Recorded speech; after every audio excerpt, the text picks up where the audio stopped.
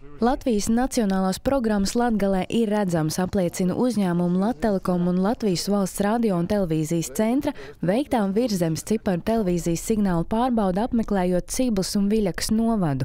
Kā atklāja Lattelekom pārstāvis Toms Meisītis, pat atrodoties pāris kilometru attālumā no Krievijas robežas, iedzīvotājiem ir iespēja skatīties bezmaksas kanālus.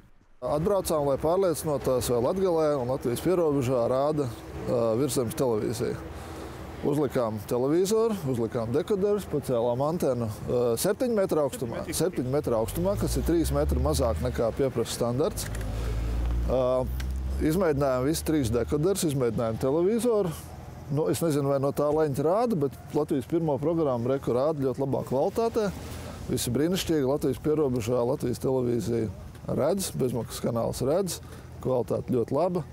Skaņa ir, attēls ir, nekas nekarās, visi brīnišķīgi, arī kolēģi no LVRTC ar savu busiņu. Nomērīja, vai signāls atbilst tehniskajiem standartiem, pacēla savus mērierītes, konstatēja, ka viss mums ļoti labi rāda. Pārspriežot ar Lattelekom un Latvijas valsts radio un televīzijas centra pārstāvjiem jautājumu par nacionālo programmu pieejamību Latgalē, Viļakas novada domes priekšsēdētājs norāda, ka situācija nav kritiska. Viens no iemesliem, kāpēc iedzīvotāji labprātāk izvēlas skatīties Krievijas programmas, ir to satura kvalitāte. Ja mēs skatāmies ziņu raidījumus, ir pietiekami izstiepts, pusstundā mēs varam pietiekami daudz parādīt, bet mēs uztaisam tādu sižetu un galvenokārt tas vērst uz kaut kādu maz ir pozitīvismu šajā mūsu televīzijā, jāatzīst godīgi. Jo mēs nepārtraukti, mēs esam uzņēmuši startu, manuprāt, tad, kad mēs iestājāmies Eiropas Savienībā, tad tika masveida apzināti veikta kampaņa, ka lūk, bez Eiropas Savienības mums būs vēl slikti. Mums ir ļoti slikti, un bez Eiropas Savienības būs vēl sliktāks, un tāda kaut kāda inerce ir aizgājusi, joprojām mēs mēģinām parādīt, ka pie mums ir slikti un kas tik nenotiek.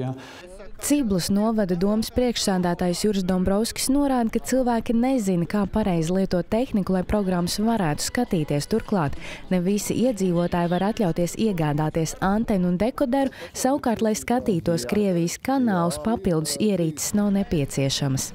Darbs ir, teiksim, mūsu valdībai, varbūt televīzijai informēt vairāk, piešķirt līdzekļus, lai popularizētu mūsu kanālus. Un galvenais, lai šie kanāli būtu bezmaksas. Un ja tiks pārtraukti šie 4 bezmaksas kanāli, tad arī es domāju, ka tā komunikācija vispār kļūs apgrūtināta, jo cilvēki arī trūcīgi mūsu novadā diezgan ir, gandrīz trešdaļa ir trūcīgu mājasēmniecību ģimeņu. Sociālais dienests ir apkopojis datus, tā kā viņiem diezgan grūti ir iegādāties arī dekoderus un šīs antenas. Arī pašvaldība šeit nevar palīdzēt, lai katrai mājasēmniecībai varētu piešķirt līdzekļus, lai varētu iegādāties. Arī Latvijas valsts radio un televīzijas centra tehniskais direktors Māris Rutks pieļauj, ka iedzīvotāju izvēlē par labu Krievijas kanāliem nav saistīts ar tehniskajām uztveršanas iespējām, jo signāls ir uztverams vairāk nekā 99% Latvijas teritorijas. Ja kādi traucējumi rodas, tad jāpārliecinās, ka ir sakārtota tehniskā bāze. Lielākoties tas ir saistīts faktiski nevis ar raidošo pusi, bet ar uztverošo pusi. Un cilvēkiem vienkārši jāpārbauda savu uztverošā aparatūra, uztverošās antenas, kabeļi, kas tiek lietot no antenas līdz dekoderim. Un tā ir 99% izplatītākā problēma, nevis raidošā pusē.